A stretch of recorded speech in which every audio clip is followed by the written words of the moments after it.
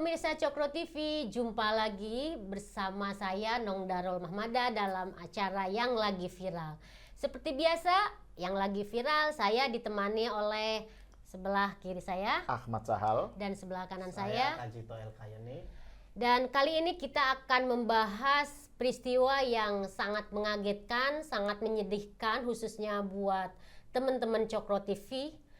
Karena kemarin ketika terjadi demonstrasi mahasiswa menolak penundaan pemilu dan presiden 3 periode, jabatan presiden 3 periode, Bang Ade Armando, ya salah satu host kesayangan kita, itu mengalami kecelakaan lah kalau saya bilang, atau bukan kecelakaan ya, musibah atau apalah namanya. Tapi yang jelas kita sedih dan sekarang Bang Ade masih dalam perawatan dokter, pengawasan dokter karena terus dipantau kondisi kesehatannya. Kemarin ketika dibawa ke UGD, Bang Ade langsung di CT scan, pokoknya semua diperiksa ya untuk memastikan bahwa kondisi Bang Ade tidak ada sesuatu yang serius. Meski begitu sampai hari ini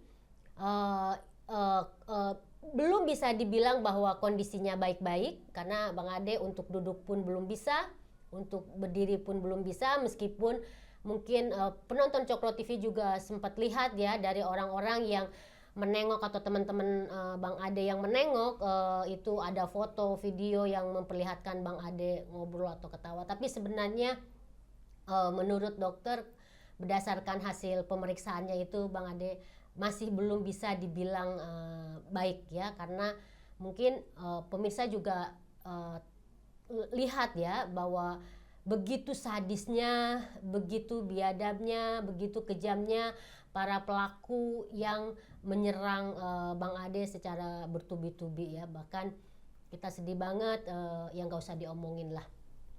Nah, dari peristiwa Bang Ade itu kita bisa melihat bagaimana respon masyarakat ya. Saya pribadi merasa yang paling banyak itu sebenarnya adalah dukungan. Pernyataan dukungan, pernyataan solidaritas, mengutuk pelaku, mendukung Bang Ade terus berjuang dan lain-lain, itu berdatangan dari berbagai pihak.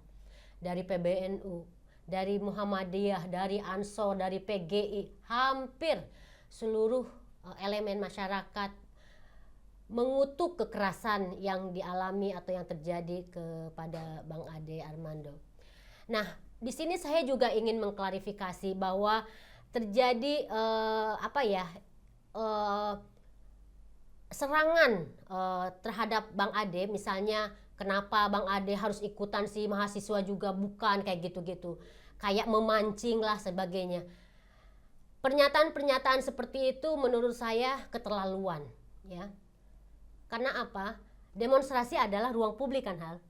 Siapapun bisa terlibat, dan Bang Ade di situ sebagai ketua pergerakan Indonesia untuk semua dengan membawa timnya, ada 2 penulis dan 2 kameramen, memang bertujuan untuk membuat semacam liputan yang in-depth, yang mendalam. Sebagai ahli komunikasi, Bang Ade yang selama ini menghasilkan konten-konten untuk gerakan PIS, untuk pergerakan Indonesia untuk semua, itu yang selama ini sudah kita konsumsi, sudah kita nikmati di kanal-kanal media sosial PIS, itu yang akan dibuat oleh Bang Ade ketika meliput aksi mahasiswa itu.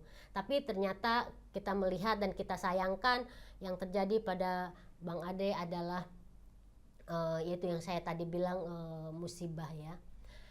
Nah, sedihnya lagi itu di bulan Ramadan, dan pemukulan dan penyerangan terhadap Bang Ade tidak ada kaitannya sama sekali dengan isu yang diusung di dalam aksi demonstrasi itu. Nah, di yang lagi viral ini kita akan membahas mungkin lebih kepada bukan kejadiannya itu sendiri, karena mungkin kejadian semua juga udah tahu, kronologinya juga dari PIS sudah kita lemparkan, sudah kita sebarkan maksudnya ke para wartawan juga, ke publik. Tetapi di obrolan ini kita pengen tahu sebenarnya kenapa sih kok bisa ya masa sedemikian beringas, sedemikian biadab kalau buat saya ya, bisa melakukan tindakan seperti itu. Bahkan kita mendengar kalau dari videonya itu keluar kata-kata suci gitu ya, di bulan suci kata-kata suci sambil ada teriakan matikan dan sebagainya. Halal Itu darahnya. halal darahnya matiin dan lain-lain. Penista agama dan jadi itu yang sama sekali saya nggak terima. Tapi mungkin ada dari Mas Ahal bisa melihat, atau dari Bro Kajito ya, saya nggak tahu siapa duluan nih, bisa melihat apa sih sebenarnya yang terjadi pada masyarakat kok bisa sampai sebegitu kejamnya ya gitu, dengan orang yang dianggap berbeda. Ini kan sebenarnya perbedaan pendapat biasa aja kan sebenarnya. Enggak, bagi mereka bukan sekedar perbedaan pendapat itu, Nong. Jadi memang kelompok yang menyerang adik, Bang Ade ya, dan memang terbukti sebagian besar bukan mahasiswa kan demonya mahasiswa udah berakhir sebenarnya. Ini adalah kelompok yang ini bukan lagi soal isu perpanjangan jabatan atau isu 3 periode ya, tapi soal tadi yang Nong sebut tadi, stigmatisasi atau tuduhan atau cap bahwa Ade Armando ini penista agama. Dan kalau sudah dicap penista agama itu di mata mereka itu halal untuk dipersekusi, halal untuk disiksa, dipukul, pakai kekerasan, bahkan sampai dibunuh, dan itu mereka merasa berbuat kebaikan gitu loh. Meskipun di bulan dapat pahala Ramadan malah gitu. Dan ini justru hal yang menyedihkan ya. Bahaya banget kalau hal semacam ini dibiarkan, karena ini kan fenomena yang juga terjadi di Timur Tengah misalnya. Jadi sekelompok orang yang mereka punya paham Islam tertentu gitu ya, dan merasa pandangan yang mereka anggap menyimpang atau sesat atau kafir gitu, murtad gitu ya, itu dianggap sebagai ancaman dan halal untuk dilenyapkan, halal untuk boleh untuk dipersekusi. Dan itu yang terjadi pada Bang Ade. Makanya muncul, dan ini disesalkan oleh Sekjen PP Muhammadiyah Profesor Mukti. Mereka menggunakan la ilaha illallah. Mereka menggunakan takbir, mereka menggunakan ya tadi halal darahnya untuk melakukan barbarisme. Jadi ini tindakan barbar dengan baju agama, baju Islam, dan ini terjadi di bulan Ramadan. Ini bahaya sekali.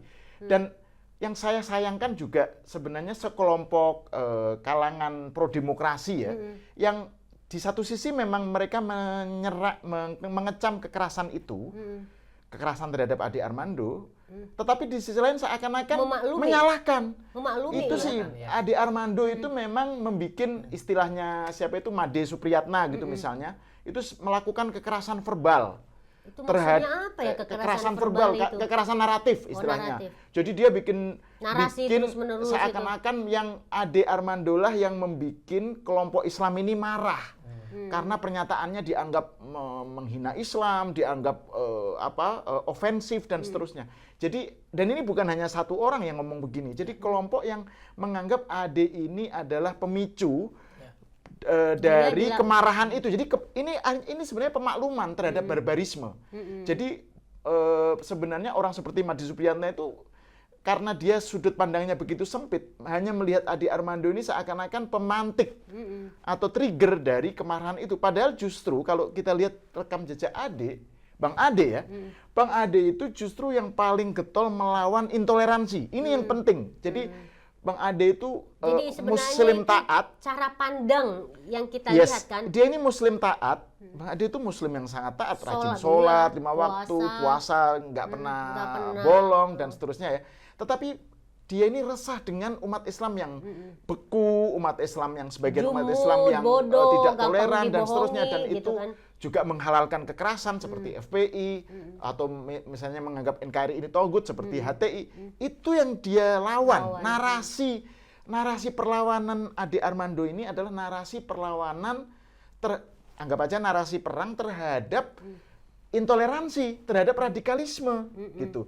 Nah, jadi bukan dia yang mulai, dia bereaksi terhadap ancaman yang bisa membahayakan Indonesia kalau orang kelompok seperti FPI, HTI, Salafi dibiarkan yang mengkafirkan orang, melakukan tindakan persekusi, sweeping dan sebagainya. Indonesia ya akan jadi seperti apa gitu. Wajah gitu Indonesia yang kita Islam Indonesia yang kita kenal itu berantakan gitu. Jadi Bang Ade itu justru harus dilihat sebagai pejuang melawan intoleransi.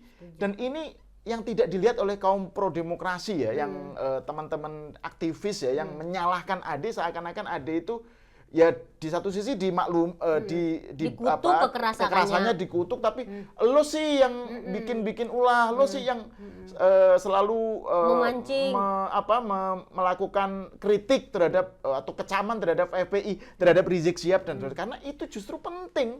Kalau nggak ada orang seperti Ade Armando, orang seperti Rizik Syihab itu bablas, bisa tanpa dibendung gitu. Jadi ini justru bahaya, dan buktinya kan seperti ini. Bagaimana kelompok yang dikhawatirkan oleh Bang Ade ini itu bertindak di lapangan, yaitu kelompok yang mempersekusi dia. Itu kelompok yang justru yang buktinya apa dari intoleransi. Yang selama ini dilawan dan dikritik oleh Bang Ade. Jadi Bang Ade itu justru menjadi martir ya, menjadi korban, menjadi dia menjadi korban bagi musuh yang kalau dibiarkan, musuh Indonesia nih, yang kalau dibiarkan bahaya banget gitu loh. Orang yang berbeda keislamannya dipersekusi, itu kan terjadi sebelumnya. Ada kasus Ahmadiyah di Cikesik misalnya, atau Syiah, atau kelompok minoritas Ahmadiyah, gereja-gereja, ancaman terhadap gereja dan seterusnya. Jadi ini sesuatu yang tidak bisa dilepaskan dari perjuangan Ade Armando melawan intoleransi. Jadi bukan Ade pemicunya,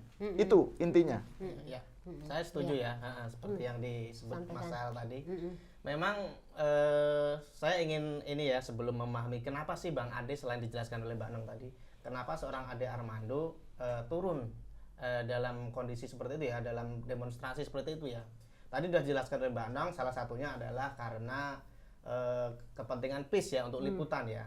Pergerakan Indonesia untuk semua. Ya, pergerakan Indonesia untuk semua. Tapi selain itu, saya ingin menggarisbawahi dulu ya, bahwa menurut Gramsci ada dua jenis intelektual katanya kan.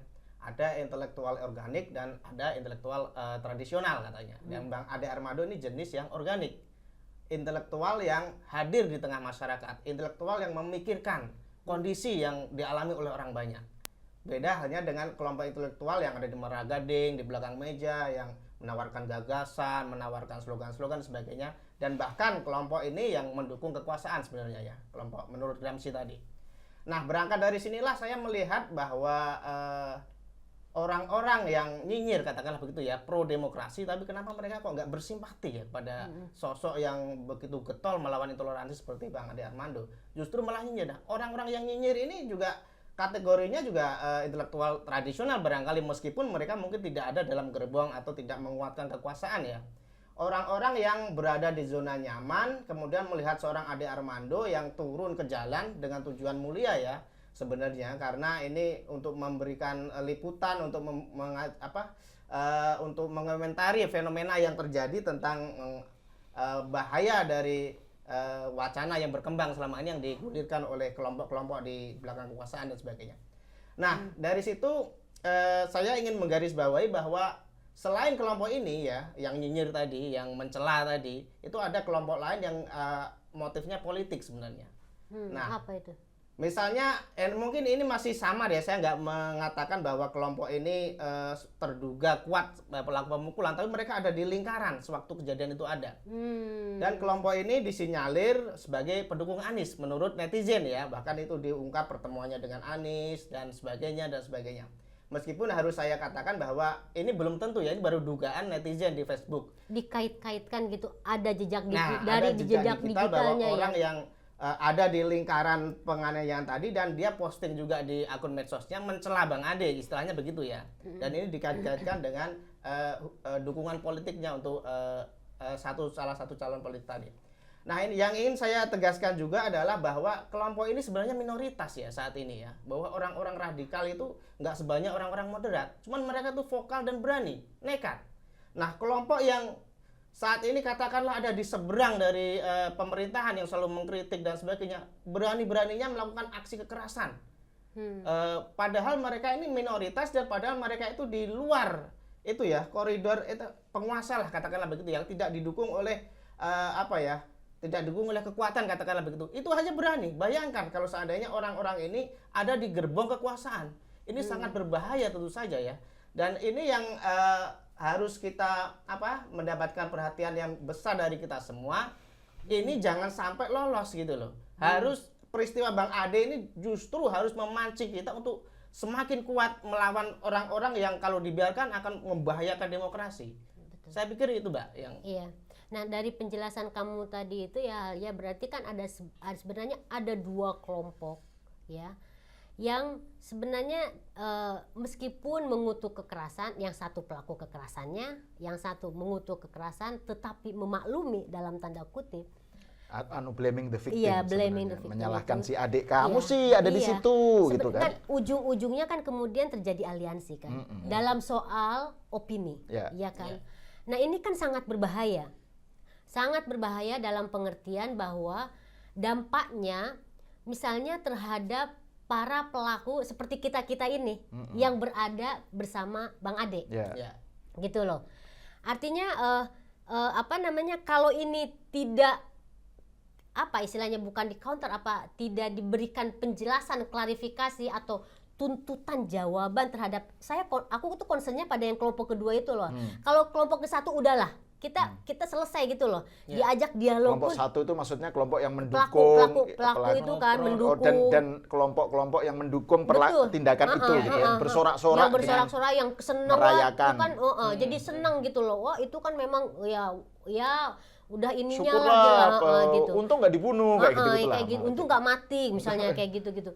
Nah, aku concern yang kedua itu. Yang kedua, kelompok yang sebenarnya mereka juga pro demokrasi ya. Dan sebenarnya mempunyai kayak semacam tujuan yang sama, ingin sama-sama menjalankan demokrasi yang baik kayak gitu-gitu. Tetapi dalam kasus ini kemudian kok jadi begitu gitu loh. Nah, itu menurut kamu gimana? Aku concern ke situ ya. Memang mungkin karena mereka karena mereka merasa punya common enemy dengan kelompok katakan aja kelompok yang bersorak-sorak setuju dengan repersekusi ya. Jadi katakan aja kelompok pendukung FPI, kelompok HTI, kelompok yang istilahnya sering dipakai itu kadrun lah ya. Kadrun ini kan sebenarnya bukan soal anti Jokowi sebenarnya, tapi soal kelompok yang menghalalkan penggunaan kekerasan atas nama agama untuk melakukan persekusi. Itulah kadrun gitu. Jadi kelompok ini ini kelompok yang sering disebut radikal dan bahkan teroris kan. Ini satu kelompok kan. Terus yang kedua kelompok yang kamu bilang tadi, kelompok yang pro demokrasi tapi seakan-akan malah justru menyalahkan adik juga kan. Kok Dan kamu akhirnya disitu, kan dampaknya kayak memaklumi. kayak ada titik temu kan gitu. Ya. Yaitu karena satu mereka ini mereka menganggap mungkin punya common enemy yaitu Jokowi kan atau rezim. Jadi musuhnya sama. Jadi seakan-akan ini mereka berkoalisi bukan berkoalisi, mereka itu disatukan, dipertemukan oleh musuh yang sama. Jadi mereka nggak peduli dengan misi atau isi dari perjuangan si kelompok radikal ini karena bagi mereka musuhnya sama, yaitu rezim Jokowi gitu. Bahwa rezim ini harus diganti dan seterusnya. Bahwa yang satu merasa Jokowi otoriter, yang kelompok pro demokrasi, yang ini merasa Jokowi togut, wakil dari anti Islam gitu. Jadi sama-sama anti Jokowi. Itu yang pertama. Yang kedua, kelompok kiri ini katakan aja gitu, kelompok sekuler SJW, kiri ini SJW lah atau kelompok LSM, model-model kayak tadi yang saya sebut itu kayak Made gitu ya dan LBH kelompok itulah. Itu juga nganggap remeh atau memandang downplaying lah istilahnya, itu menganggap kecil kelompok radikal ini dianggap ini mereka itu pinggiran yang nggak bakal menang lah gitu. Jadi yang akan berjaya kalau Jokowi turun adalah kelompok pro demokrasi gitu loh. Padahal yang terjadi di banyak tempat justru sebaliknya. Kayak di Iran misalnya, ketika rezim Shah Iran tumbang, itu kan yang menumbangkan kan kelompok radikal, Syiah radikal, kelompok Islamis ya, dengan kaum kiri. Nah begitu tumbang yang berkuasa Ayatullah Khomeini. Terus kewajiban jilbab secara paksaan dan seterusnya. Jadi kelompok kiri terdesak gitu loh.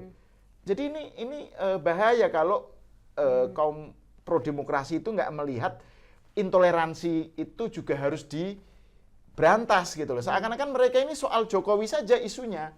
Soal intoleransi itu nggak diperhatikan gitu loh. Padahal Ade Armando itu justru kita bisa katakan orang yang mikirnya itu jangka panjang. Ini bukan hanya soal 2024. Ini soal masa depan Indonesia. Ya. Kalau yang berkuasa itu kelompok pendukung Rizik ya. Itu kayak apa wajah Islam Indonesia gitu loh. Islamnya itu garang, Islamnya itu ngamuan, Islamnya itu yaitu gampang sekali mempersekusi dan seterusnya. Itu kan bahaya sekali gitu. Ini yang tidak dilihat oleh kaum teman-teman pro demokrasi ya itu. Menurut saya gitu, Nong. Nah, kamu sendiri gimana tuh dalam melihat tadi kan udah sebenarnya disinggung sedikit terkait ada kaitannya dengan politik tapi lebih spesifik kan sebagai pendukung dalam tanda kutip pendukung kaitannya Anies dengan gitu Anies tadi itu gimana itu? Apakah ini tadi udah ngomong memang ada sejumlah tweet ya misalnya Ghez Khalifah gitu misalnya itu jelas-jelas merayakan hore gitu kira-kira gitulah mendukung persekusi ini gitu loh. Terus juga di WA grup yang terafiliasi dengan kelompoknya Anies atau Gatot atau apalah kelompok Lanyala. Lanyala. Pokoknya ada grup yang diafiliasi konon diduga itu mendukung itu nggak tahu benar atau enggak ya. Itu ya gitu narasinya. Bahwa ini adalah sesuatu yang disyukuri, penista agama akhirnya dihukum kayak gitu. Jadi ini kayak hukuman Allah karena negara nggak tegas gitu. Itu selalu mereka kan narasinya gitu. Jadi ini penista agama. Ini kan Bang Ade dianggap kebal hukum. Iya, yang kayak terjadi gitu-gitu. adalah Jadi ini memang yang ini kan yang jadi hukum berkaitan dengan Anies tadi ya sebenarnya Anies itu hanya patron di sini ya. Jadi siapapun bisa mewakili. Kelompok ini ya pemuja Rizik, ya radikal, intoleran dan sebagainya. Dan kebetulan saat ini yang dijauhkan oleh mereka adalah Anies. Dan sebagaimana yang diungkap oleh netizen, ternyata orang yang ada di lingkaran penganiayaan tadi yang upload cemoohan terhadap Bang Ade itu pendukung Anies, ada fotonya. Jadi netizen yang mengungkap ya, kita perlu telusuri lebih jauh. Ya ada videonya kan, ada video ya, videonya ada. Video dia sendiri ngaku, itu. saya habis pokoknya Ade Armando mati dan seterusnya. Ada itu. Nah, itu kan terus diungkap. Ada foto kan? dia bersama Anies gitu ya. Ya, tapi ini kan masih spekulasi ya. Itu menunjukkan bahwa memang sebagaimana yang disebut Mas Hal tadi, gerbong mereka memang pembenci Jokowi. Jadi kalau ada pro demokrasi dan kelompok radikal yang saling berkoalisi katakanlah begitu ya untuk menyerang Jokowi di titik ini dalam hal ini terutama kasus Bang Ade ini ya itu logis saja gitu loh, kepentingan mereka sama. Jadi kalau saya menganggap bahwa kenapa ini para pecundang ini kok beraninya sama orang tua, keroyokan gitu ya. Bang Ade nggak tua lah. Ya, maksudnya umurnya tua, tapi semangatnya itu masih jos. Maksud saya bukan begitu, bukan mengecilkan Bang Ade, mengecilkan mereka gitu loh. Berani-beraninya keroyokan dan melawan orang yang sudah bukan lawan mereka gitu secara fisik ya. Dan kelompok ini memang beraninya keroyokan sebagaimana yang sudah sering mereka lakukan ya. Kalau mereka bersama-sama baru muncul berani. Iya. Tapi kalau mereka sendiri ya itu pengecut, kucing-kucingan dan sebagainya. Dan seperti yang saya katakan tadi bahwa orang-orang ini sangat berbahaya ya, maka pihak aparat tuh harus secepat-cepatnya lah mengungkap, terutama orang yang mengajak mereka itu di medsos yang di Facebook itu provokasi itu ya. Ini orangnya gitu kan, masa suruh datang ke sana. Nah itu yang memancing mereka kan. Dan saya yakin bahwa orang ini nggak perseorangan, nggak organik gitu loh. Mereka ada jaringan, saya percaya itu. Dan itu harus ditelusuri oleh polisi meskipun mungkin bukan jaringan teroris ya, tapi mereka tuh ada jaringan yang satu grup WA misalnya atau satu kelompok apalah pengajian dan sebagainya. Dan ini harus dihukum sebagai efek deterrent, sebagai efek penggentar ya bagi kelompok ini bahwa yang melakukan kekerasan ini, penganiayaan ini tidak akan berpikir ulang nanti ya kelompok yang lain ya. Jerak, ya. Makanya itu harus dicomot, harus dibekuk, harus dipamerkan ke publik. Ini loh orangnya, tampangnya kayak gini, kelakuannya yang biadab seperti ini supaya publik secara luas mengetahui bahwa ini negara hukum dan mereka tidak akan bisa lepas dari ancaman hukum ini ketika sudah berbuat semena-mena pada Bang Ade. Selain tindakan yang saya setuju tindakan itu tegas dari polisi itu ya. Tapi juga yang tidak kalah penting itu adalah mengalahkan narasi dukungan dalam bahasa agama ya. Dukungan terhadap persekusi dengan memakai bahasa agama termasuk orang seperti Ustadz Samsi Ali. Saya baru saja tadi nge-tweet kan, Samsi Ali itu Ustadz di New York yang kalau di New York dulu di Amerika toleran, itu di moderat, ke sinagog, ke gereja seakan-akan dia itu wakil toleransi, suara Islam ramah. Padahal kalau di Indonesia tweet-tweetnya, pandangannya, tulisannya itu sangat pro Islam garis keras, sangat anti terhadap minoritas gitu ya. Ini orang memakai bahasa agama untuk menjustifikasi sebuah pandangan yang sektarian, yang menghalalkan persekusi gitu loh, yang sangat bahaya. Jadi ini menyedihkan kok wajah Islam jadi seperti ini gitu, wajah Islam Indonesia gitu. Saya sebagai orang Islam, kita semua sebagai orang Islam sedih gitu loh. Masa Islam diwakili dengan pandangan semacam itu gitu loh. Islam kita ini kan Islam yang rahmatan lil alamin, Islam yang mengayomi, Islam yang ramah terhadap perbedaan dan seterusnya gitu. Jadi ini bahaya buat wajah Islam Indonesia. Jadi itu menurut saya Jadi memang juga benar tidak ya kalah tadi penting. Ada dua bentuk pencemooh, yang satu pro demokrasi kata Mas Sal, satu lagi yang kadrun yang menyamar moderat seperti Samsi Ali ini. Jadi orang ini memang sejak lama ya, itu cuitannya, pendapatnya, tulisannya sejak kasus Ahok bahkan itu memang yang cenderungnya itu radikal orang ini. Cuman ya selama ini diketahui oleh publik orang ini sangat toleran, sangat moderat. Nah, untuk menangkal ini memang setuju dengan kata Mas Sal tadi, memang harus ada pertarungan wacana tadi ya untuk menggembosi orang-orang semacam ini agar panutan sebelah istilahnya, fatwa-fatwanya, pendapat-pendapatnya yang dari sini dikatakan moderat tapi ternyata radikal itu bisa dikalahkan gitu loh dengan wacana sebaliknya. Saya pikir begitu, Mbak. Iya, ini menarik ya, tanpa closing pun kita bisa tahu bahwa ternyata PR kita nih setelah melihat kasus dari penyerangan Bang Ade ini itu sungguh-sungguh sangat berat ya. Dan kita kalau dalam istilah Mbak Musda Mulia itu ketika mengirimkan WA ke saya, Nong, sebenarnya dalam dampak dari kasus ini sebenarnya kita juga bisa memilah teman mana yang kita selama ini anggap sebagai teman tapi ternyata seperti itu. Dia malah mendukung persekusi. Dia malah gitu mendukung persekusi. Atau bukan hanya mendukung, justru dengan sangat ringan atau cara yang soft gitu itu dijadikan lelucon gitu. Itu maksudnya kekerasan seperti yang dialami oleh Bang Ade kemudian dijadikan lelucon, itu buat saya itu juga sebuah tindakan yang biadab sekali. Jadi semestinya kan yang namanya kekerasan ya harus konsisten dikutuk tanpa harus ada kata tapi. Titik. Kekerasan dikutuk itu harus titik gitu. Dan kita meminta tentu saja menuntut kepada aparat keamanan untuk benar-benar serius ya menangkap, karena kan sudah mungkin ditangkap sebagian, sebagian udah ditangkap tapi belum tuntas. Ada video, ada foto, mungkin itu bisa membantu aparat keamanan untuk bisa menangkap si para pelakunya, termasuk provokator perempuan. Dan jadi maksudnya jangan kemudian dia perempuan, ibu-ibu, terus kemudian dia diperingan juga, enggak juga, justru harus ada keadilan juga. Oke, pemirsa Cokro TV, saya kira pembahasan ini memang sangat seru ya. Kayaknya baru nih dalam sejarah YLV kita sangat serius nih.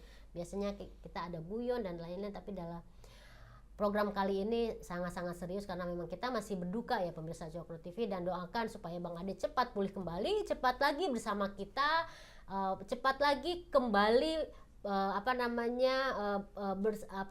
mengeluarkan video-video yang selalu kita tunggu-tunggu kembali melanjutkan jihadnya, perjuangannya melawan intoleransi, melawan radikalisme dan melawan kebekuan pemikiran di kalangan umat Islam. Iya, oke. Terima kasih Mas Sal, terima kasih Bro Kajito, dan pemirsa Cokro TV, kita akan ketemu lagi di yang lagi viral berikutnya minggu depan dengan tema yang hangat dan mantap. Terima kasih. Salam sehat.